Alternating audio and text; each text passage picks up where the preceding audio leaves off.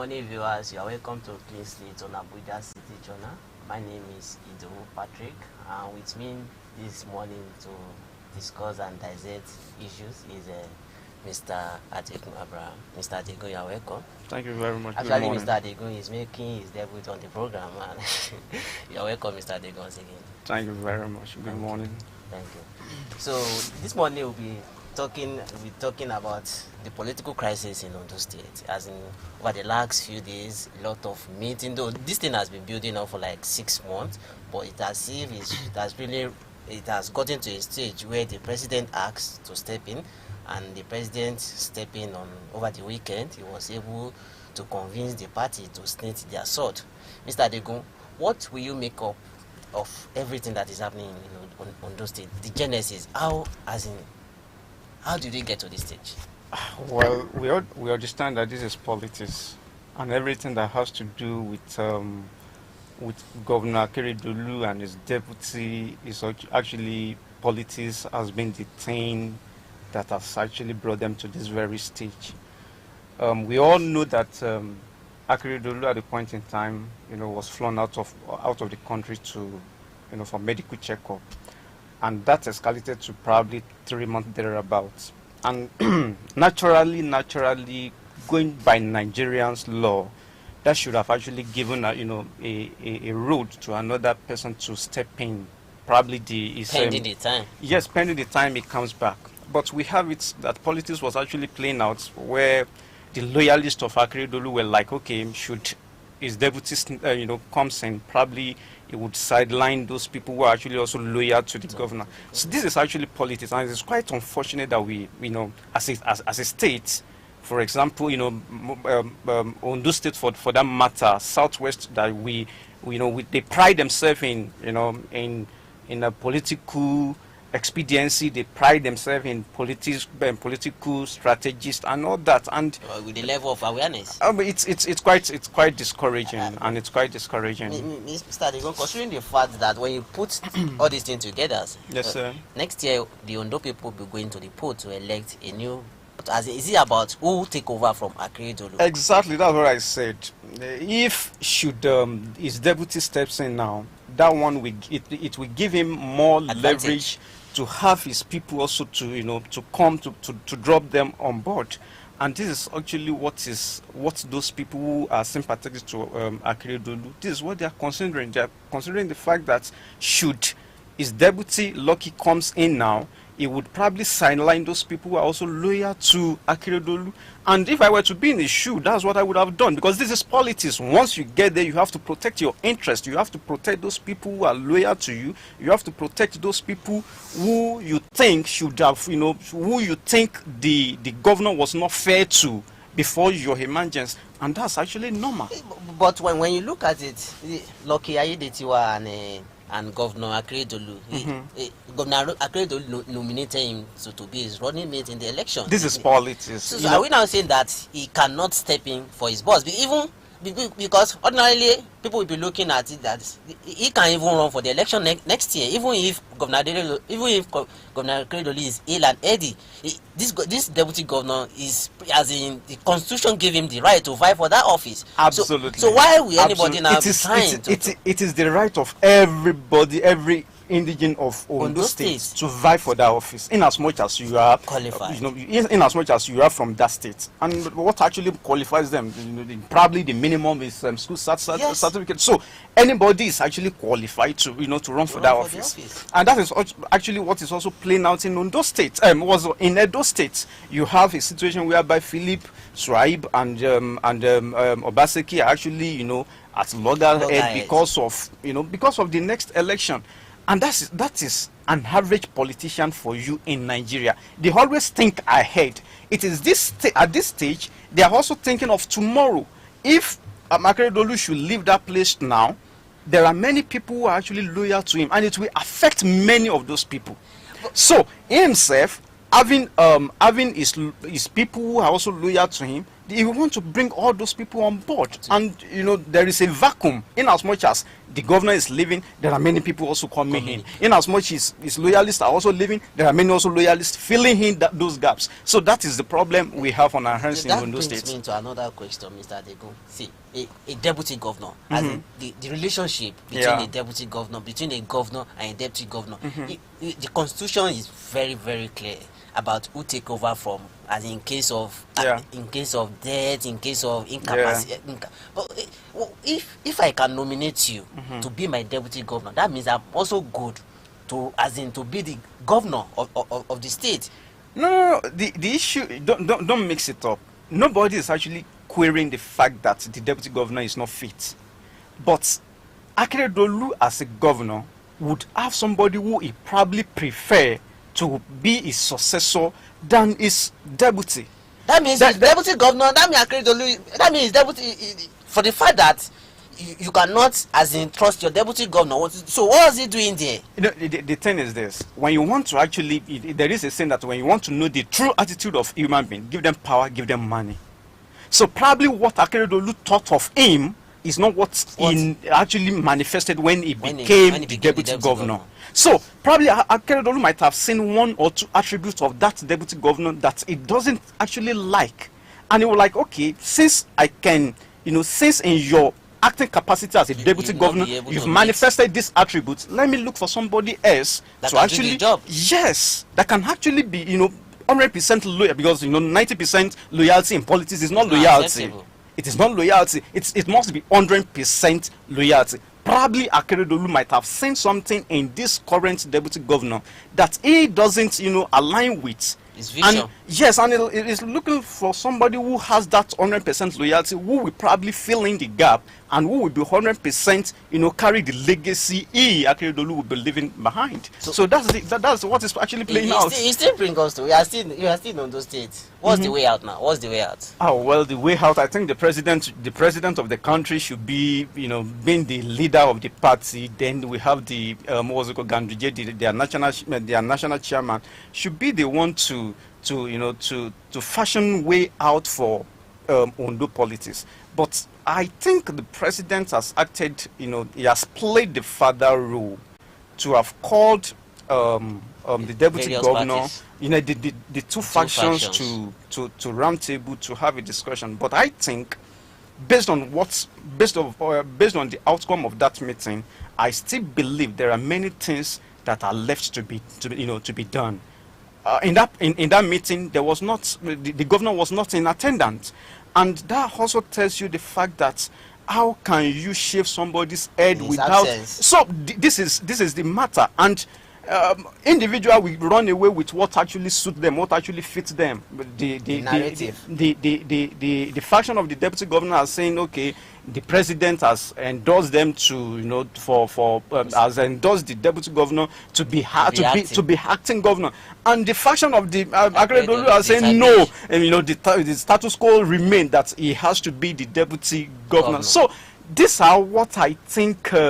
These are actually what is actually playing out in Ondo State. However, way out is that for peace to reign, and for them to have grip on that state, because in any state, an opposition should be looking for a loophole to latch on to actually thwart the ruling party. So I would have felt that, okay, the two parties should come together, let them put their house together, and let them have a bigger family to go into the the general election. Do you, considering the crisis rocking the state, the political crisis rocking the state, do you think the APC will retain that state? Absolutely. We don't have opposition in Nigeria as of today. The party that ought to be, that ought to champion that opposition is not actually doing that work. PDP is actually dead and buried today. You saw what happened in Kogi State. Are you sure about that? I'm very sure. The party they still consider themselves to be the biggest opposition party in Africa. Opposition party? Yeah, probably on newspaper. And even on that newspaper, we don't see them to be doing the work of opposition on that newspaper. Almost 9 states. 9 states out of 36 states. Out of 36 states, how meaningful is that in Nigeria? Even in the states, you remember what happened pre-2015 general election. PDP were having, the higher number, but despite that, you know what APC, ACN that actually metamorphosed into APC. You know how they put PDP on their toes. I think that's a topic for another discussion. Absolutely. So let's just stay in those things. One more question for you before we jump to another topic here. As in, I want to believe that there are, those things we have, like, for now we have like 5 aspirants that has indicated interest to contest for the next governorship election under the platform of APC. You have the like of Jimo Ibrahim, the like of Senator Lushola Oke, even the incumbent deputy governor Ayede Lucky Ayedetiwa. You have IC Kekemeke. Yeah. The list goes on and on and on. Who do you think may likely pick the ticket? But for me, I think the deputy governor seem to be the favorite here, because either you like it or not, the guy is getting the sympathy from the people, because some people in Ondo State, even the ordinary people, as the people on the street, they are feeling like the governor is being persecuted. Remember what happened during the APC primaries, the presidential primaries? They were like, okay, PYO has the sympathy of the people, he has the sympathy of us. And eventually it is the politicians that will play that game. It is the politicians that will go to the front to pick the successor of. So it is quite too early, for to that. Now say, okay, it is going to favor. Box stop at the politics. Absolutely, and it is too early for you to say, okay, it is going to favor the deputy governor. I'm not going to fall into that trap to jump to that conclusion. Thank you, Mr. Adego. Let's go to the next topic. Yesterday, the CGN, the Chief Justice of Nigeria, he was speaking yesterday. So he said that the judiciary, the justice, will not be cowed by public opinion, that emotions doesn't have anything, there is nothing like emotion while dispensing justice, that you don't look at the emotional side of it, that the judges should remain focused and look at the issue on his merit. And considering the justice, as in the judgment that we are seeing recently from Plateau State to Kano State to Zamfara State to Nasarawa State, how does what the CGN said yesterday, does it resonate with you? You will have the hula baloo, you will have the noise of the public, and that is actually what happened after presidential election. Yes, I'm not saying public opinion should suppress Nigerian law, but I'm saying that the justice in carrying out their obligations and carrying out their role, they also need to weigh public opinion. For example, in Kano State, election held, and we all knew what happened, we all knew what transpired. Likewise in many other states like that. But you hardly can see in a state where the judiciary has now given, they've now given what's it called, justice to opposition. And now I'm saying there is justice, there is judgment. There is in break it down. Yeah, justice, a situation whereby you have justice. In fairness, this is what actually what. In a place of judgment, it's actually an eyesore to the judiciary. A situation whereby you have a whole paragraph misconstrued, and after that you now rewrote that paragraph to mean that it is actually a clerical error. That is not clerical error. Yeah, I'm not a lawyer, but how would a paragraph for that institution, Abba, because judiciary is the most reverse. There's what we call slip error. There's what we call slip error. Yeah. Probably you want to write wife and you write Wi-Fi. That is another thing. Pardonable. Probably there is what we call, there are many things you can actually attribute that to. But a situation where you have a whole paragraph, when it actually states in that paragraph that some credit should be given to another party, and you now reverse it in a clear, direct opposite. And you're saying that is clerical error? No, now even the judiciary should be ashamed of themselves on that state for that matter, that they are actually, making a mockery of judiciary. I'm sorry to say. From what you said, that's what happened in Kano is a huge controversy that has generated a lot of absolutely review, noise. Lot of noise and review. Though there is a saying that we cannot discuss matter that are before the court of law. Yeah. But we're actually not discussing, because we're not talking about the outcome of that. Yeah, we're actually talking of what's actually has been played out. Yes. So, would that be enough ground for that? For Supreme Court? Absolutely. You ought to understand the fact that Wole Olanipekun is actually very renowned. He has been in the saddle of all these judges, carrying out his cases. You remember those?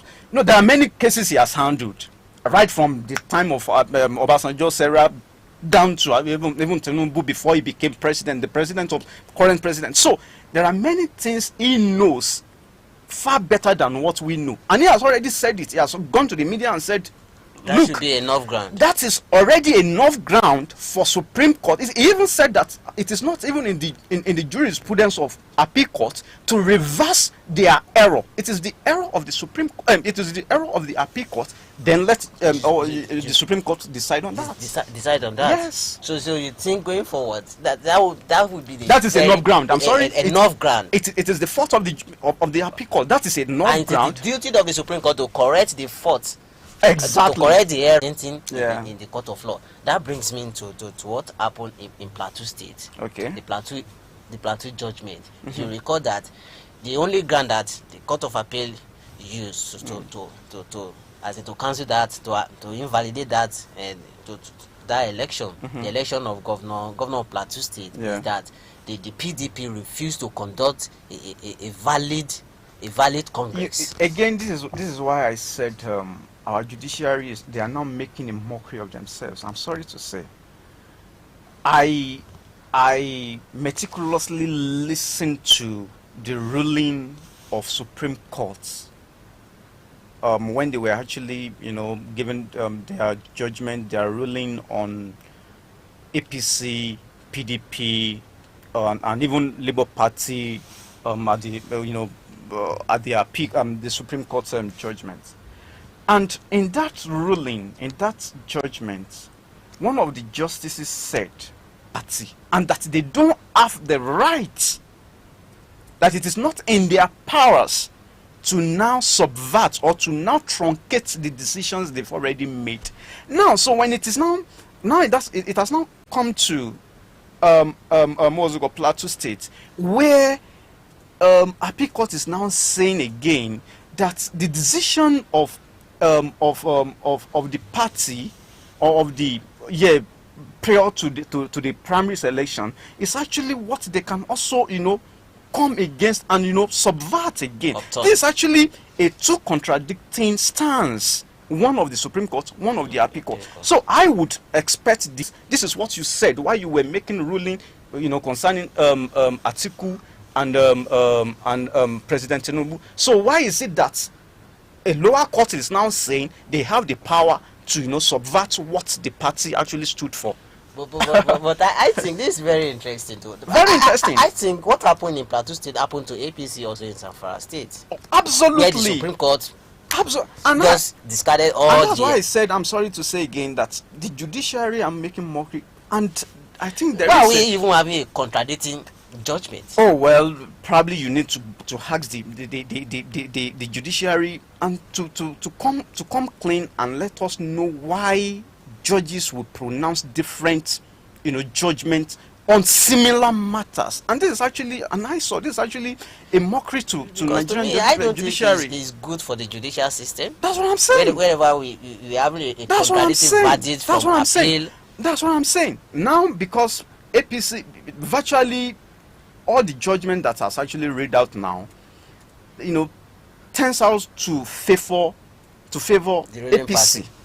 So when it comes to the opposition party, they turn around and stand against their own position, and it comes to bear that creating the feelings that something Absolutely, which absolutely. which is not good, because It isn't. because It isn't good.